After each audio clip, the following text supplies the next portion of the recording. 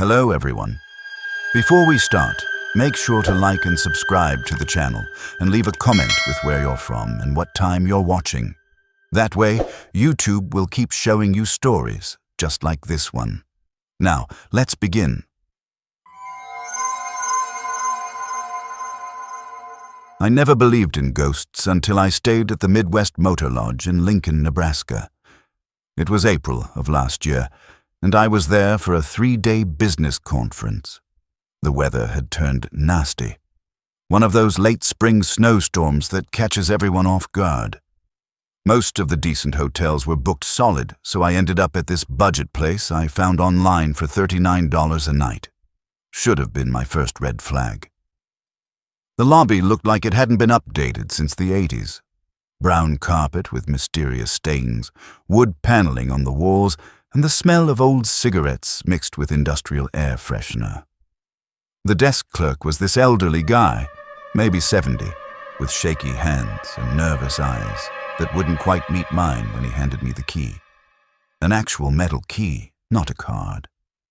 "Room 237, he said, his voice barely above a whisper. "Second floor, end of the hall. Elevator's been acting up, so you might want to take the stairs." I grabbed my suitcase and headed up. The hallway carpet was that same dingy brown, and every step I took seemed to echo louder than it should. Room 237 was at the very end, tucked away from the other rooms. The key stuck in the lock, and I had to jiggle it for a solid minute before the door finally opened. The room smelled musty, like old books and dampness. The wallpaper was peeling in the corners, and the bedspread looked like it came straight out of a 70s catalog. But it was clean enough, and I was exhausted. I dropped my bag, ordered some Chinese takeout, and settled in for the night. That's when things started getting weird. Around 3 in the morning, I woke up to the sound of footsteps in the hallway. Slow, deliberate steps that seemed to drag slightly, like someone was wearing heavy shoes or maybe walking with a limp. The steps got closer and closer, then stopped right outside my door. I held my breath, waiting for them to continue, but they didn't. They just stopped. I waited maybe 5 minutes, then crept over to the peephole. The hallway was empty, but the carpet in front of my door was wet. Not just damp, soaking wet, like someone had been standing there dripping water. In April, in Nebraska, when it was snowing outside. I called the front desk. The same elderly clerk answered, sounding groggy. "There's water in the hallway outside my room," I told him. "Water?" "Yeah, like someone was dripping wet and standing right outside my door." There was a long pause. "Sir, you're the only guest on the second floor tonight. In fact, you're the only guest in the whole hotel." I didn't sleep much after that. The second night, I was determined to get some rest. I'd had a long day at the conference, and I was dead tired. I took a hot shower, brushed my teeth, and was just about to get into bed when I heard it, the sound of water running, coming from the bathroom. The shower was on, full blast, steam already starting to fog up the mirror. But here's the thing, I had turned it off. I remembered turning it off because the handle was one of those old ones that you have to really crank to get it to stop dripping. I walked over and turned it off again, thinking maybe the plumbing was just old and the handle had slipped. But when I tried to leave the bathroom, the door was locked, from the inside, with me on the inside and trying to get out. I rattled the handle, pushed against the door, even threw my shoulder into it. Nothing. The door was solid wood, and the lock wasn't budging. I was starting to panic when I heard someone knocking on the main door to my room. "Maintenance," a gruff voice called out. "Front desk said you needed help with the bathroom door." How did the front desk know? I hadn't called anyone. The maintenance guy was thin and pale, with hands stained yellow from cigarette smoke. He used some kind of tool to pop the bathroom door open, then stood there looking at me with this strange expression. "This happened before?" I asked. He nodded slowly. "She doesn't like men staying in this room." She? But he was already packing up his tools. "I'd request a different room if I were you," he said, and then he was gone. I should have listened to him. The third night was the worst. I woke up around 4 in the morning and something felt wrong immediately. The room was freezing, so cold I could see my breath. But that wasn't the worst part. The worst part was that all of my belongings had been moved. My suitcase was on the opposite side of the room from where I'd left it. My clothes were neatly folded on the chair by the window instead of scattered on the bed. My laptop was closed and sitting on the desk instead of plugged in by the nightstand. Everything had been moved, organized, rearranged, and my suitcase was soaking wet. I opened it with shaking hands. Everything inside was drenched, like it had been dunked in a bathtub. But it wasn't just water. There was a smell. Perfume. Cheap, overly sweet perfume that reminded me of something my grandmother used to wear. The kind of smell that gets stuck in your nose and won't go away. The phone rang. At 4 in the morning in a hotel where I was supposedly the only guest, the phone rang. I stared at it for 3 rings before I finally picked it up. "Hello?" Breathing. Slow, labored breathing, like someone was crying or trying to catch their breath. "Hello?" I said again. More breathing. Then, in a voice so quiet I almost missed it. "He's never coming back." The line went dead. I threw on my clothes and grabbed my wet suitcase. I was getting out of there, right then. But when I pressed the elevator button, nothing happened. The floor indicator showed the elevator was stuck between floors. I pressed it again. Nothing. The stairwell door was at the other end of the hall, but I didn't want to walk past all those empty rooms in the dark. I had no choice. The hallway felt longer than it had during the day. My footsteps echoed off the walls, and I swear I could hear other footsteps matching mine, like someone was walking alongside me just out of sight. When I reached the stairwell, I ran down those steps 2 at a time. The lobby was empty. Completely empty. The desk clerk was nowhere to be seen, and the front desk was unmanned. There was no night security. No one at all. Just the hum of fluorescent lights and the sound of my own breathing. I left my key on the counter and got the hell out of there. When I got home, I couldn't stop thinking about that voice on the phone. He's never coming back.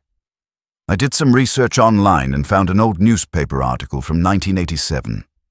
A woman named Margaret Chen had died in room 237 of the Midwest Motor Lodge. She'd been waiting for her husband to return from a business trip. He'd been gone for 2 weeks, and she'd been staying in that room the entire time, waiting for him to call or show up. He never did. Turned out he'd been in an accident in Colorado and died on impact, but nobody thought to contact Margaret.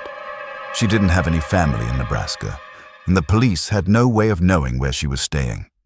They found her 3 days later, still in room 237, still waiting. The hotel is still operating.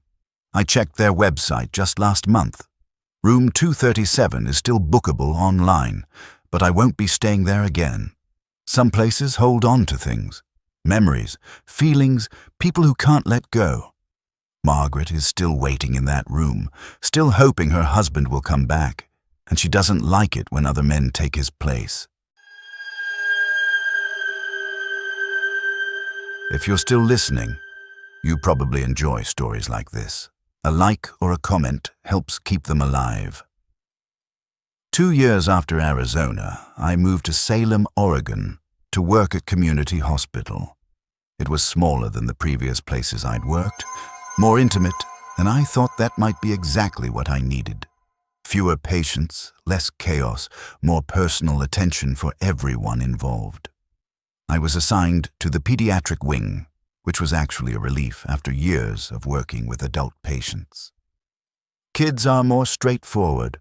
When they're in pain, they tell you. When they're scared, they show it. There's no pretending, no hiding behind adult complications.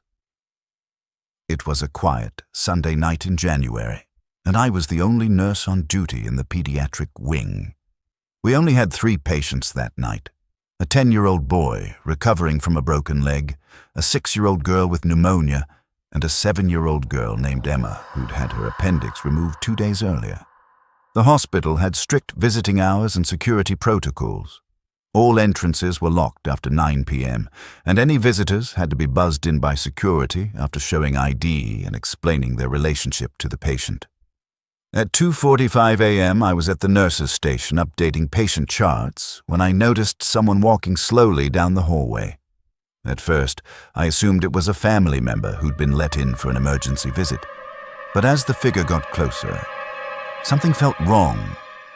He was moving too slowly, stopping at each room to peer through the small windows in the doors. His movements were deliberate, methodical, like he was searching for something specific. The man appeared to be in his 60s, wearing a dark wool coat and an old-fashioned hat, the kind my grandfather used to wear. His face was pale and gaunt, with deep shadows under his eyes that looked almost bruised in the dim hallway lighting. I stood up from my desk and walked toward him. "Excuse me, sir. Can I help you find someone?" He didn't acknowledge me at first, just continued his slow progression down the hallway, stopping at each room. When I got closer, I could see that his skin had an unhealthy, waxy appearance, and his breathing was shallow and labored. "Sir," I said again, louder this time. "Visiting hours ended at 9. If this is an emergency, you need to check in with security first." Finally, he turned to look at me. His eyes were completely bloodshot, like he hadn't slept in days, or maybe like he'd been crying for hours. When he opened his mouth to speak, I caught a whiff of his breath. It smelled like antiseptic and something else, something sweet and sick that I couldn't identify. He whispered a room number. Room 12. Room 12 was Emma's room. The 7-year-old recovering from appendix surgery. "I'm sorry, but you can't visit patients during night hours," I told him. "If you're family, you can come back during regular visiting hours, or if this is an emergency, I can have security escort you to—" "She's been asking for her grandfather," he interrupted, his voice barely audible. That stopped me cold. I'd been taking care of Emma for 2 days, and I knew her family situation well. Her parents had filled out all the paperwork, listed all the emergency contacts. Emma didn't have any living grandfathers. Both had died years before she was born. "Sir, I think there's been some confusion. Emma doesn't have any grandfathers listed as—" But he'd already started walking toward room 12 again, ignoring me completely. The way he moved was wrong somehow, like his joints weren't working properly. Each step seemed to require tremendous effort. I quickly walked past him and positioned myself between him and Emma's door. "I'm sorry, but I can't let you disturb the patients. You need to leave now, or I'll have to call security." He stopped and looked at me again. This time he smiled. It was the most unsettling thing I'd ever seen. His teeth were stained dark, almost black, and his gums had receded so far that his teeth looked unnaturally long. When he smiled, I could see that his gums were black, too. "She's been asking for her grandfather," he repeated, the words coming out in a whisper that somehow carried too far in the quiet hallway. I backed up against Emma's door and reached for the phone at my belt to call security, but when I looked at the screen, the call wouldn't go through. Just like at St. Mary's, my phone had no signal. The man started walking toward me again, still smiling that horrible smile. I could hear his breathing now. It was wet, rattling, like fluid in his lungs. "You need to leave," I said, trying to keep my voice steady. "Now." But instead of stopping, he kept coming. I had no choice but to open Emma's door and step inside, closing it quickly behind me. Emma was sitting up in her bed, wide awake, pointing at the window. "Grandpa's here," she said in a sleepy voice. I looked at the window. We were on the 3rd floor. There was nothing outside but the parking lot, 30 feet below. "Emma, honey, what do you mean?" "Grandpa's at the window. He comes every night to check on me." My hands were shaking as I approached the window. The parking lot was empty except for a few cars belonging to the night staff. There was no one there. But Emma kept pointing and smiling. "He says he's been waiting a long time to see me." I turned back toward the door, expecting to see the man standing there. But the hallway was empty. I could see through the small window in the door. There was no one there. Security finally arrived 15 minutes later, after I'd managed to get a call through on the room's landline. Officer Thompson was apologetic about the delay. Apparently their radios had been malfunctioning. "We checked all the entrances," he said. "No one's come into the building since 8 p.m. Are you sure you saw someone?" I described the man in detail: the dark coat, the hat, the pale skin, the way he moved. "That's specific," Officer Thompson said.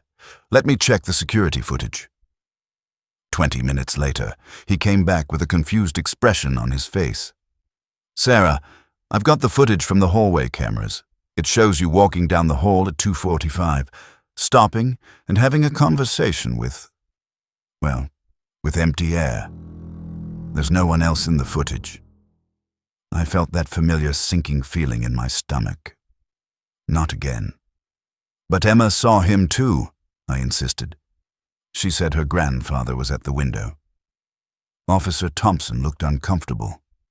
Kids that age, especially after surgery and medication, they can have pretty vivid dreams or hallucinations. It's more common than you'd think. Over the next 2 nights, Emma continued to mention her grandfather's visits. She described him in perfect detail: an elderly man in a dark coat and hat, with sad eyes and a gentle smile. She said he told her stories about when her daddy was little, stories that her parents later confirmed were accurate. When I told Emma's mother about the conversations, she went pale. "Both of Emma's grandfathers died before she was born," she said. "But the way she's describing him, it sounds exactly like my father. He died of lung cancer 6 years ago. He always wore that old coat and hat, even in the hospital at the end." "What did he die of?" I asked, though I was afraid I already knew the answer. "Respiratory failure. His lungs just gave out. He died alone in the hospital one night. The nurses found him in the morning." Emma recovered quickly and was discharged later that week. I requested a transfer to a different wing the day after she left. I couldn't handle walking past room 12 anymore, especially during the night shift. 6 months later, I learned something that brought everything full circle. I was talking to one of the older security guards about the hospital's history when he mentioned an incident that had happened several years earlier. "Saddest thing," he said. "We had this elderly gentleman, probably in his 60s, who collapsed in the parking lot one night. Heart attack. He'd been trying to visit his granddaughter in pediatrics, but visiting hours were over and we couldn't let him up. He was so upset about not being able to see her. Said he had something important to tell her, something about her father. Died right there in the parking lot, still clutching flowers he'd brought for her." "When did this happen?" I asked. "Oh, maybe 4 years ago. His name was Robert Chen. Poor guy had been battling lung cancer for months. His granddaughter was in the hospital for some kind of surgery, appendix, I think. Room 12. I still work night shifts at hospitals, but I've learned to pay attention to the details that don't add up.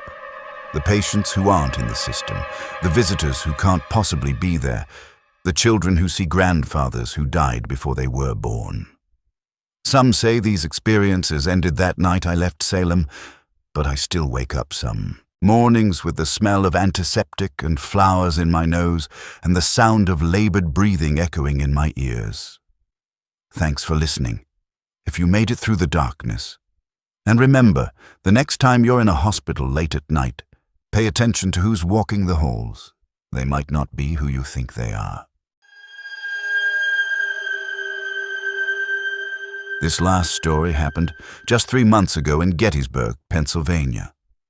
I was there for a business conference at one of those historic hotels, the kind that advertises its Civil War history and ghost tours.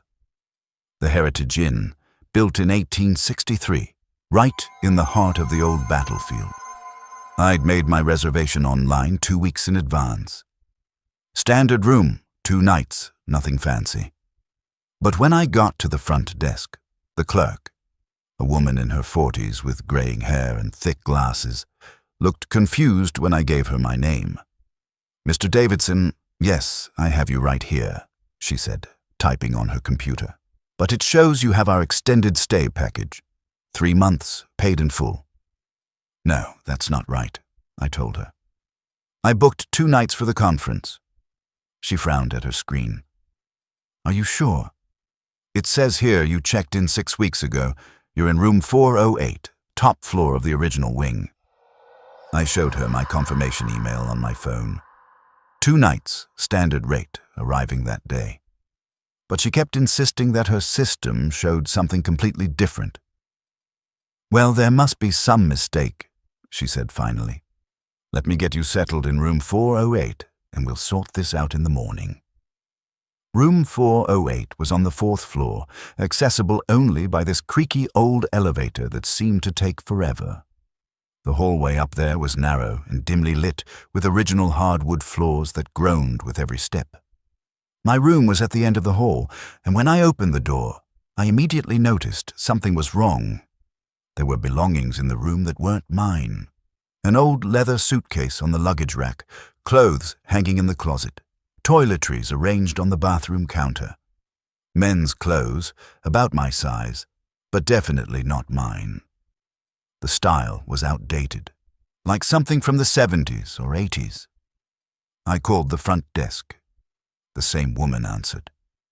"There are someone else's things in my room," I told her. "Oh, those must be Charles's things. I'll send someone up to collect them." Charles, our previous long-term guest. He left rather suddenly. "But don't worry about it. Just move them aside if they're in your way." But nobody came to collect anything that night. I ended up putting the strange clothes in the dresser drawers and storing the suitcase in the closet. The whole situation felt weird, but I was tired and had an early morning meeting. The next day, things got weirder. Other hotel guests kept nodding at me in the hallway like they knew me. The restaurant staff called me Charles when I ordered breakfast. The housekeeping woman smiled and waved like we were old friends. "Good morning, Charles," she said. "Nice to see you looking better." "I'm not Charles," I told her. She looked confused. "Oh, I'm sorry. You look exactly like him. Same height, same hair, same voice. Are you related?" When I went back to the front desk to check out a day early, the clerk showed me a registration card with my signature on it. But I'd never signed it. The signature looked exactly like my handwriting, but it was dated 2 months ago, 2 months before I'd even heard of this hotel. "This isn't possible," I said. "I've never been here before." The hotel manager came out then, a distinguished man in his 60s with silver hair and a concerned expression. "Is there a problem, Charles?" "I'm not Charles," I said, getting frustrated. "My name is David Davidson. I checked in yesterday for a business conference." He looked at me carefully. "You're not Charles Whitman?" "No, but you look exactly like him. Same face, same voice, same mannerisms." He paused, studying me. Charles was one of our long-term residents. He stayed here for almost 3 months, paid in advance. But he disappeared about a week ago. Left all his belongings behind. He led me back up to room 408 and showed me Charles's personal effects. His wallet contained a driver's license with my face on it, but the name Charles Whitman. His credit cards, his business cards, even his gym membership, all had my photo, but Charles's name and information. "How is this possible?" I asked. The manager shook his head. "Charles said some strange things toward the end of his stay. He claimed someone else was living his life, taking over his identity. We thought he was having some kind of breakdown." He showed me a leather-bound journal that Charles had left behind. The handwriting was identical to mine. Not similar, but identical, like I had written it myself. The entries described Charles' daily routine, his thoughts, his fears. And the strangest part was that his thoughts and experiences matched mine perfectly. The same childhood memories, the same preferences for food, the same habit of tapping my fingers when I'm nervous. It was like reading my own diary, written by someone else. The final entry was dated exactly 1 week ago, the same day I'd made my hotel reservation online. It read, "He's coming back. I can feel him getting closer. The pull is getting stronger every day. I have to leave before he takes over completely. If anyone finds this, know that I tried to fight it. But you can't fight yourself." Below that, in different ink, as if it had been added later, David Davidson will arrive on the 15th. Room 408. The cycle continues. I stared at that entry for a full minute. The 15th was today. I had arrived exactly when Charles predicted. "Where did Charles go?" I asked. "We don't know. He checked out in the middle of the night, left everything behind. Just disappeared." I didn't sleep that night. I sat in that room, surrounded by Charles's belongings. Belongings that could have been mine, should have been mine. I kept thinking about that journal entry. The cycle continues. What did that mean? Around 3 in the morning, I started feeling strange. Like I was forgetting things. My own memories seemed fuzzy, while Charles's life felt more and more real. I could remember conversations he'd had with the hotel staff, places he'd visited in Gettysburg, meals he'd eaten in the restaurant downstairs. But my own life, my own experiences, felt distant and unclear. I packed my things and left immediately. Drove straight through the night back to Chicago, not stopping except for gas. But even now, 3 months later, I still remember Charles's life better than my own sometimes. I remember the way the morning light looked through the window of room 408. I remember the taste of the coffee in the hotel restaurant. I remember the feeling of being trapped in a place where everyone knew me, but I didn't know myself. Last week, I got a phone call at work. A man who claimed to be my colleague said I'd missed our meeting at a hotel in Pennsylvania, the Heritage Inn, room 408. I hung up immediately. But I can't stop thinking about it. What if Charles didn't disappear? What if he just moved on, found someone else to take his place? I've been having dreams about room 408. Dreams where I'm packing Charles's clothes, writing in his journal, becoming him piece by piece. And in these dreams, I can see someone else coming. Someone who looks exactly like me, driving toward Gettysburg, drawn by something he can't understand. The cycle continues. Some say it ended that night, but I still wake up checking my ID to make sure it has the right name on it. Thanks for listening. If you made it through the darkness, you're braver than most. Sweet dreams.